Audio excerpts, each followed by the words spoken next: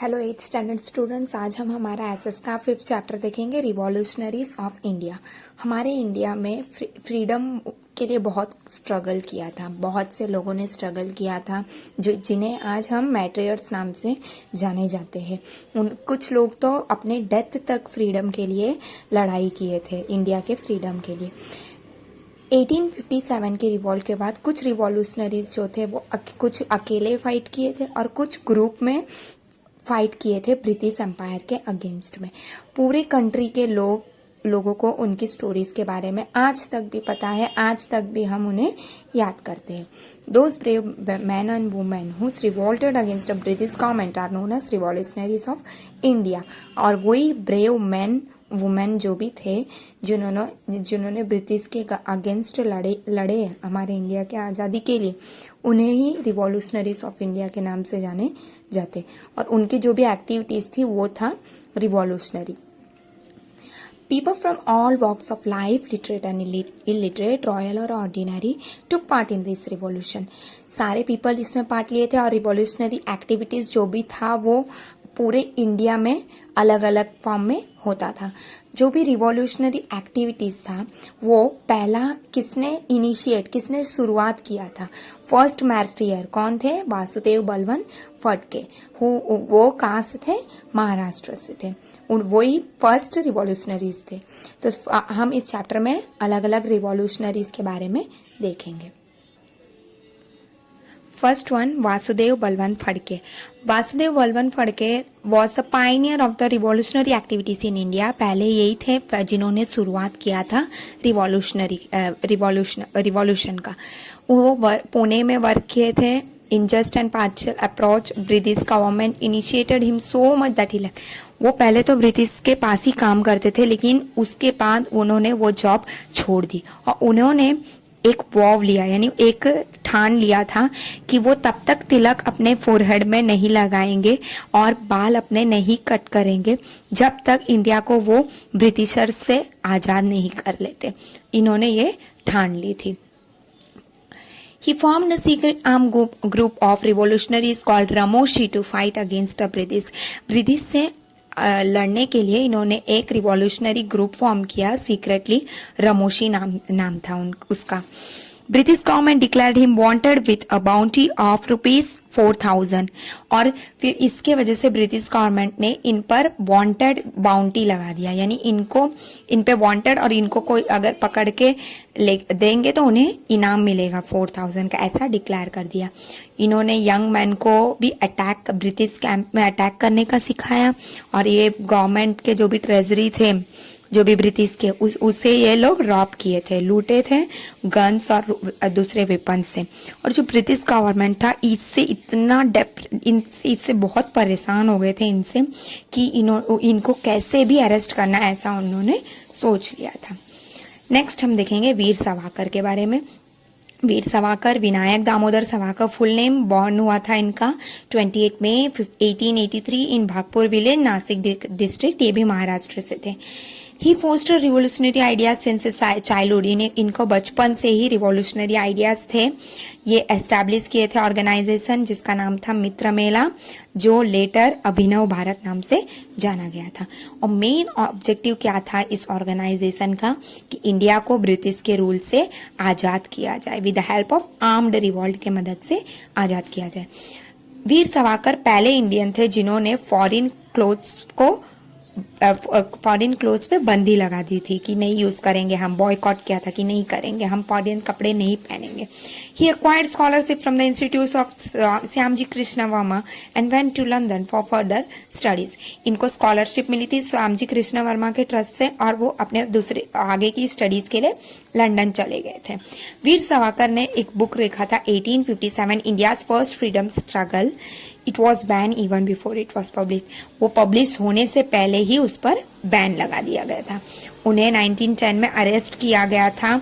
वो revolutionary group Indian Savarkar उन्होंने establish किया था इसके लिए, और उन्हें 2 life terms of imprisonment that is of 50 years was moved to the cellular jail in Andaman and Nicobar island. उनको सजा सुना दी गई थी कि उन्हें उम्र कैद की सजा दी गई थी 2 बार, वो भी और उन्हें सेल्युलर जेल में डाला गया था अंडमान एंड निकोबार आइलैंड में। It was also known as Kalapani, Kalapani की सजा बोलते हैं, वह उनको वो सजा सुना दी गई थी। Later due to poor health he was kept under house arrest in Ratnagiri district of Maharashtra. उसके बाद उनकी हेल्थ कंडीशन बहुत ही खराब हो गई थी, उसकी वजह से उन्हें हाउस अरेस्ट में रखा गया। कहाँ पर? रत्नागिरी डिस्ट्रिक्ट में, महाराष्ट्र में। और वीर सावरकर की मौत कब हो गई थी? 26 फरवरी 1966 को। नेक्स्ट हम देखेंगे खुदीराम बोस। खुदीराम बोस का जन्म कब हुआ था? 3 दिसंबर 1889 में विलेज हाबीबपुर, मिदनापुर डिस्ट्रिक्ट, बंगाल में इनका जन्म हुआ था। उन्होंने बचपन में ही अपने पेरेंट्स को खो दिया था और उनको रेज किसने किया, मतलब उनका पालन पोषण किसने किया? उनकी टीचर थी जो जिसका नाम था सत्येन बाबू, जिन्होंने उन्हें इंस्पायर किया कि तुम एक रिवॉल्यूशनरी बनो और तुम इंडिया को आज़ादी देने में मदद करो। वो पार्टिसिपेट किए थे, नॉन कॉपरेशन मूवमेंट में भी पार्ट किया और इन्होंने भी फॉरेन क्लोथ्स को किंडल किया। Khudiram Bose used to dive in the river Ganga and topple the boats carrying salt. In this way he used to break the unjust salt law. Khudiram Bose ये क्या करते थे? रिवर गंगा में डाइव करके वो जो भी बोट में नमक लाया जाता था उसे ये क्या कर देते थे? पूरा डिस्ट्रॉय कर देते थे, जिसके वजह से वो जो भी सॉल्ट पे भी पहले ब्रिटिशर्स ने लॉ लगा दी गई थी, तो उसे तोड़ने के लिए उन्होंने ये काम किया था। अप्रैल 30, 1908 में खुदीराम बोस एंड प्रफुल्ल चक्की जो थे, उन्होंने हॉर्स कैरेज जो था जज किंगफोर्ड का, उन्हें मारने के लिए उस पर बॉम्ब भी डाल दिया था। जज Kingsford survive the attack but the wife and daughter lawyer Kennedy died in this. तो जज तो बच गए थे किंग्सफोर्ड, लेकिन उनकी वाइफ, डॉटर और लॉयर जो कैनेडी लॉयर थे वो इस अटैक में मर गए थे। नेक्स्ट हम देखेंगे रामप्रसाद बिस्मिल। रामप्रसाद बिस्मिल का जन्म शाहजहानपुर यूनिटाइड प्रोविंस यानी उत्तर प्रदेश में हुआ था। 1897 में हुआ था उनका जन्म। He was the kingpin of the Kakori conspiracy where the revolutionary hatched a plan to rob a train carrying the treasury which he sentenced to death। अब ये क्या काम करते थे? जो भी ककोरी साइड का वो जो भी था उधर का ट्रेन्स आते थे, उसमें ट्रेसरी होता था ब्रिटिश का, उसे ये क्या करते थे? रॉब करते थे, प्लान करके लूटते थे। तो इसके वजह से इनको भी सजाए मौत सुना दी गई थी। राम प्रसाद जो थे वो एक मेंबर थे जिन्होंने रिवॉल्यूशनरी ऑर्गेनाइजेशन फॉर्म हुआ था, उसमें से एक मेंबर थे। हिंदुस्तान रिपब्लिकन एसोसिएशन के मेंबर थे। Bhagat Singh praised him as a great poet writer of Urdu and Hindi. Bhagat Singh इनको एक ग्रेट राइटर मानते थे उर्दू और हिंदी में। Bismil had his pen name, Bismil was his pen name, Bismil उनका पेन नेम था। उन्होंने बुक्स बहुत ट्रांसलेट किए थे, जैसे Catherine from English, Catherine book को इंग्लिश से उन्होंने ट्रांसलेट किया था, और बोल्शेविक की कार्टून फ्रॉम बंगाली को भी इन्होंने ट्रांसलेट किया था।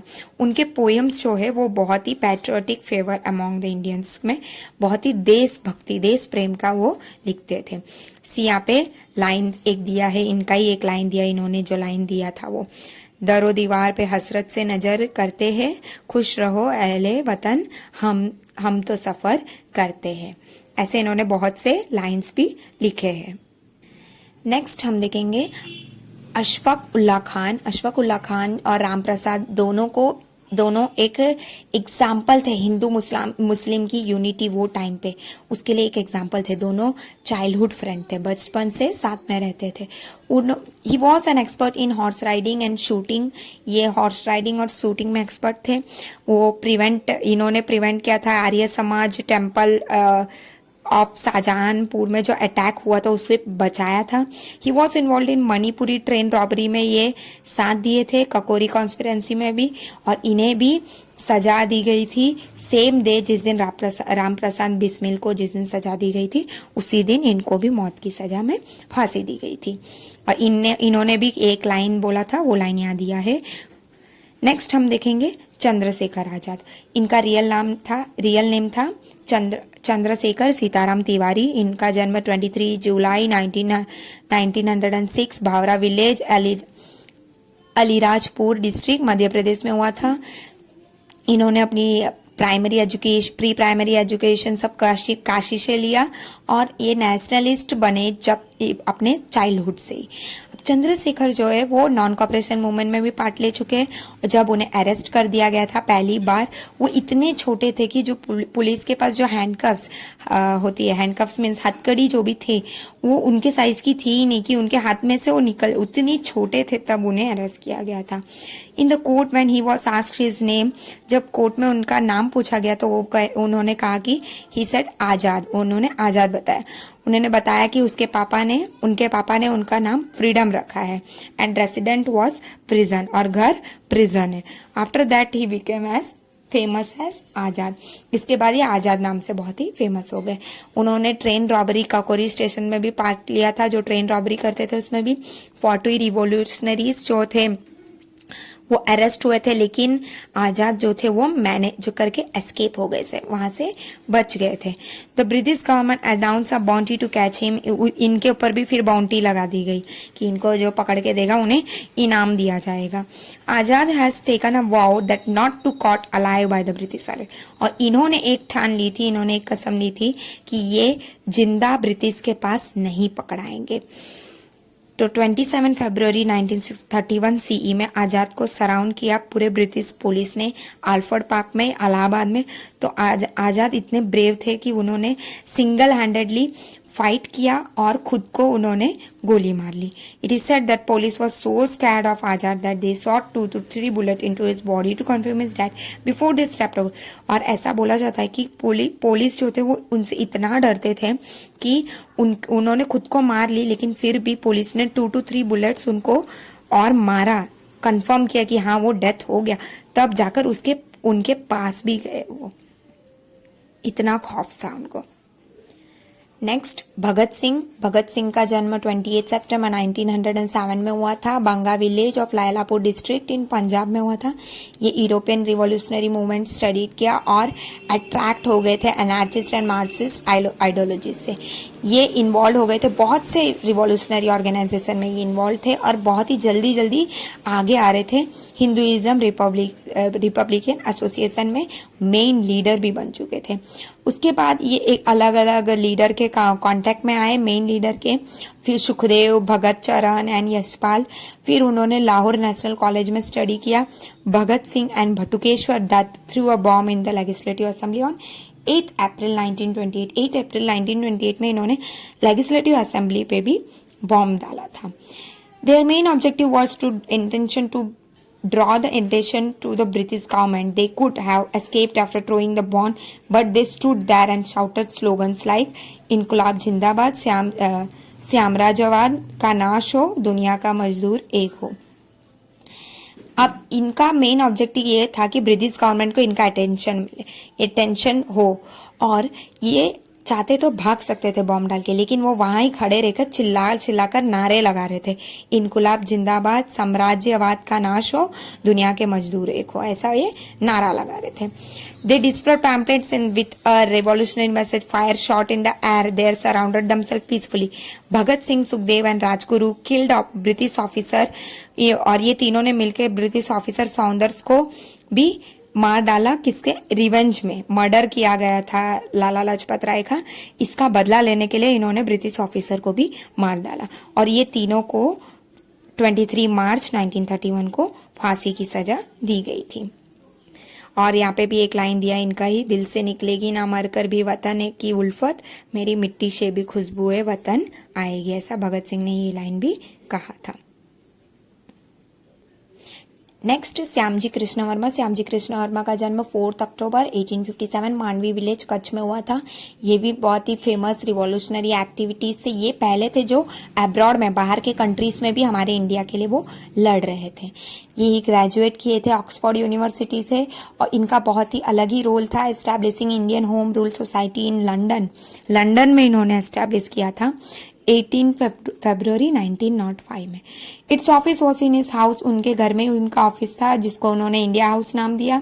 For the propagation of this institute, इस इंस्टीट्यूट के लिए उन्होंने एक मैगजीन स्टार्ट किया जिसको नाम दिया Indian sociologist. Shyamji Krishna Verma was associated, किसके साथ वो एसोसिएट थे? विनायक सावरकर, लाला हरदयाल, मदनलाल डिंगरा, सरदार सिंह राणा एंड मैडम कामा। ये सारे इनके साथ थे।